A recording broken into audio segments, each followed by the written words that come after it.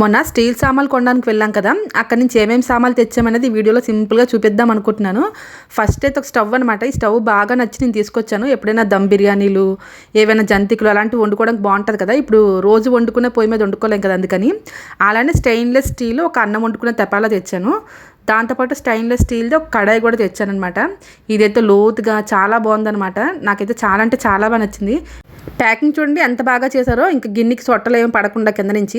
అలానే ఒక చిన్న ఎత్తడి గిన్నె తెచ్చుకున్నాను అనమాట, దేవుడికి ప్రసాదాలు చేసుకోవడానికి. బాగుంది ఆ గిన్నె ముద్దు కానీ. అలానే ఇవి లంచ్ బాక్స్ అనమాట. కప్పు క్యారేజీలకు చాలా బాగున్నాయి కదా. మొత్తానికి స్టీల్ షాప్కి వెళ్ళడానికి మెయిన్ కారణం ఈ బాక్స్లే. వీటి కోసం అని వెళ్ళి అన్ని కొనుక్కొని వచ్చాము. ఇంకా 3 కప్పుల క్యారేజ్ ఒకటి, 2 కప్పుల క్యారేజ్ ఒకటి తెచ్చాను.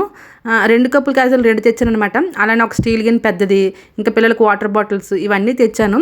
లాస్ట్ ఇయర్ నేను పెట్టిన లంచ్ బాక్స్కి చాలామంది కామెంట్ చేశారనమాట, ఈ బాక్సుల్లో పురుగులు ఉంటాయి వాడొద్దని. ఇవే అవి. ఇంకా చూడాలి ఒకరోజు ఓపెన్ చేసి ఉన్నాయో లేవో.